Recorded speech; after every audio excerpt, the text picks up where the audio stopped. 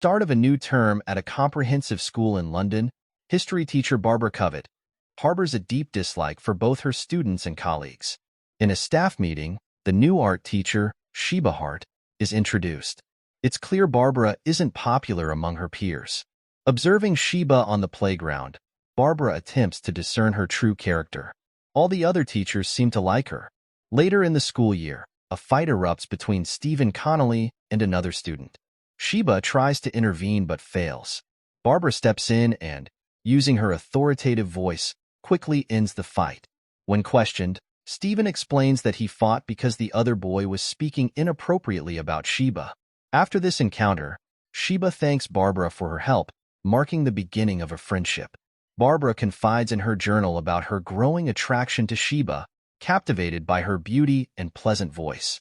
As their interactions increase, they become closer friends. On one occasion, Sheba invites Barbara to lunch at her home, which Barbara views as a significant event. She buys new clothes and gets a new haircut in preparation. However, Barbara is surprised to meet Richard, Sheba's husband, who is nearly 20 years older than Sheba. She instantly dislikes him. Barbara also meets Sheba's daughter, Polly. Her illusion of Sheba having a perfect marriage with perfect children is quickly shattered upon meeting Sheba's son, who has a disability. After lunch, the family dances while Barbara watches and smokes.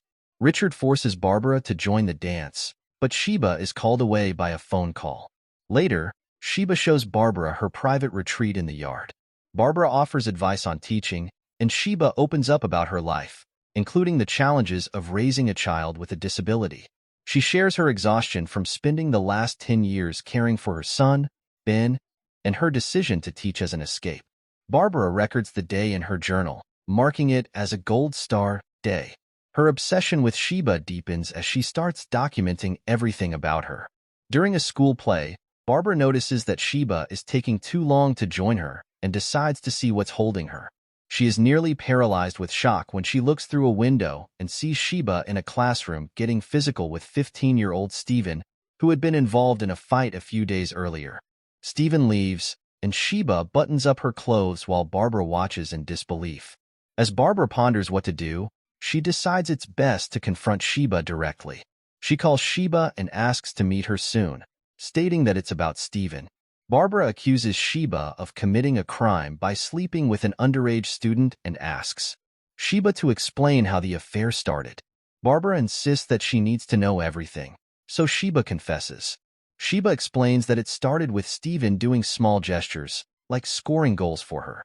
Then, he began staying after class to show her his artwork, most of which were drawings of her. Sheba agreed to help him with art after school. Initially, it was innocent, but things escalated after she playfully ruffled his hair. Sheba tried to stop Stephen's advances after realizing he had a crush on her, but she soon became entranced by the secretive nature of their interactions.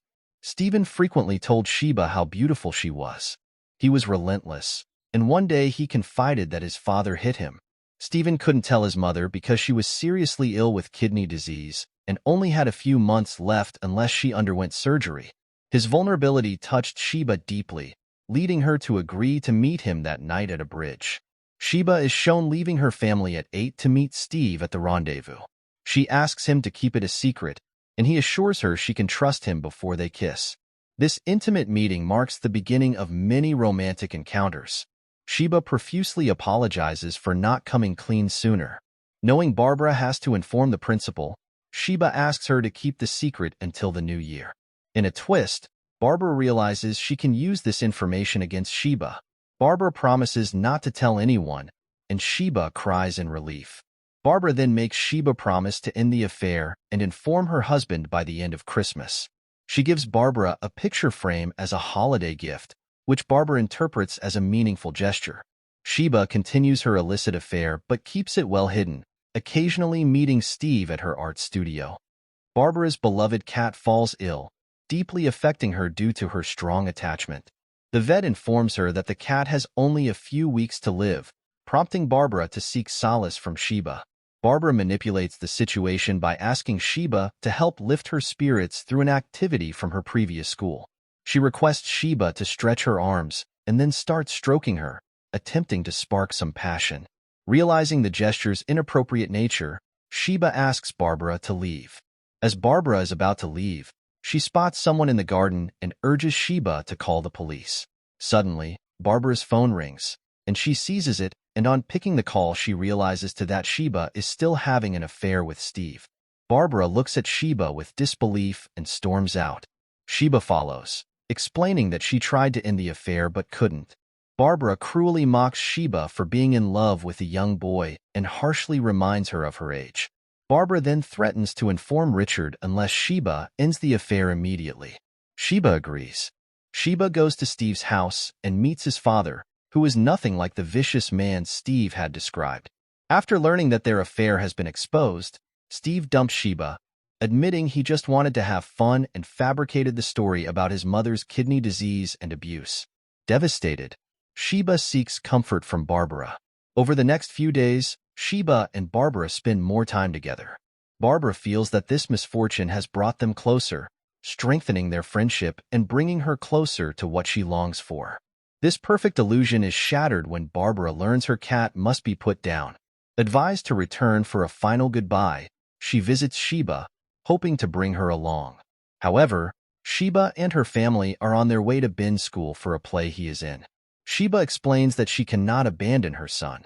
Everyone in the car grows irritable, and Barbara becomes increasingly threatening, telling Sheba to choose wisely or else.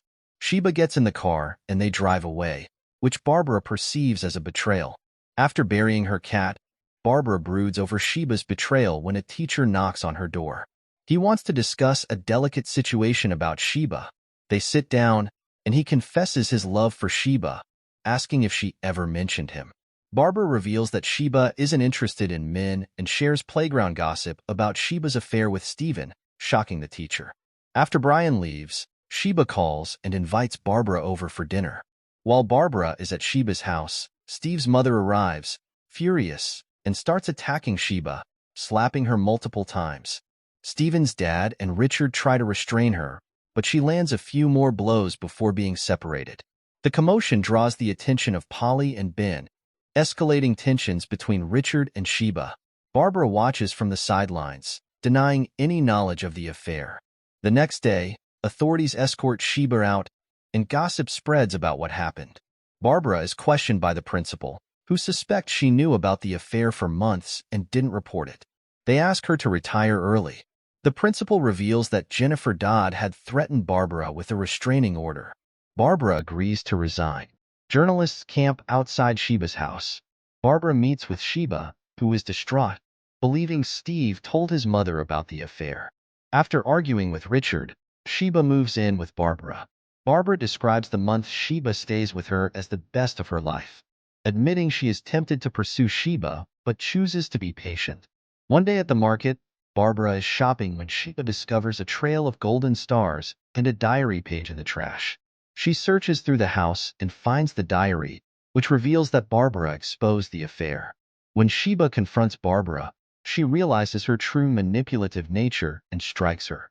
Sheba leaves, but the media overwhelms her until Barbara intervenes. Despite Barbara's help, Sheba decides to end their toxic relationship and returns home. According to a newspaper article, Sheba received a 10-month jail sentence, but may have reconciled with her family.